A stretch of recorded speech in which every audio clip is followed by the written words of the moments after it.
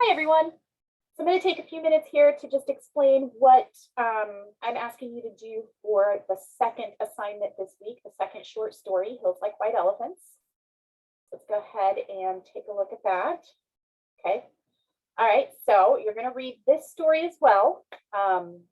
Obviously, the other one was The Story of an Hour. This one is called Hills Like White Elephants by Ernest Hemingway. You can find the story on pages 274 to 277 of the textbook, but I have also attached a file with the story in it. So you can read it that way. Again, pages 274 to 277. This is not a super long story, a few pages long. And it's almost entirely dialogue. So that makes it even quicker to read. Also means it's a little more confusing. At least it's quick to read, right? Don't do any outside research. Do not go to outside sources for this. And you will be tempted to go to outside sources for this story in particular, because it is not an easy story to figure out. Again, it is almost all dialogue between two characters.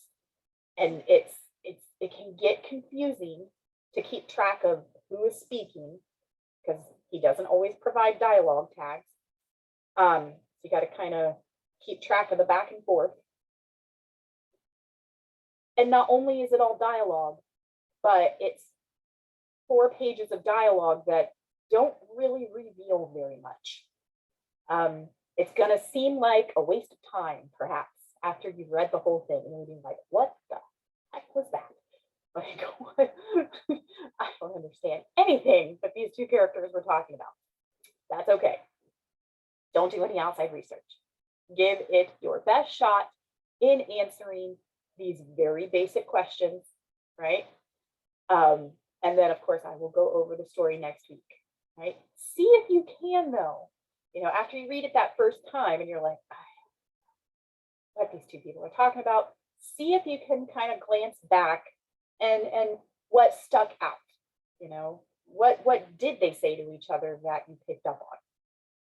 Okay, but the only questions you have to answer, these 3 right here.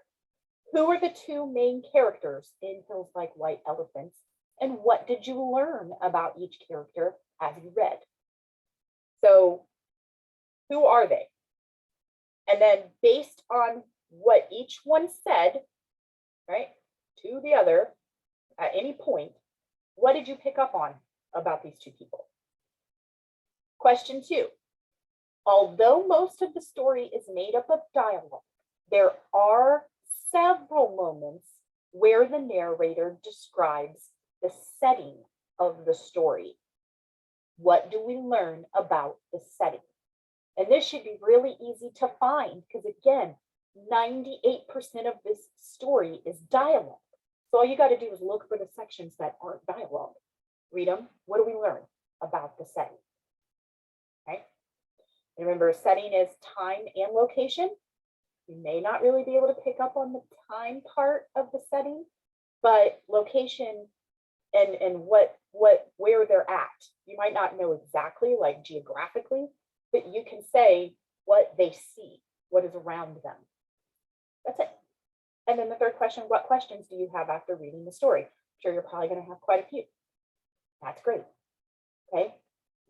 But you can see, although it is a very complicated and confusing story, what I'm asking you to write about in this assignment is very basic.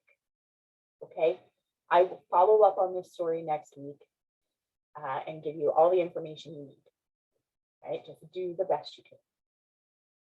All right, if you have questions, let me know. Otherwise, try to have it in by Sunday night, and don't let it confuse you too much.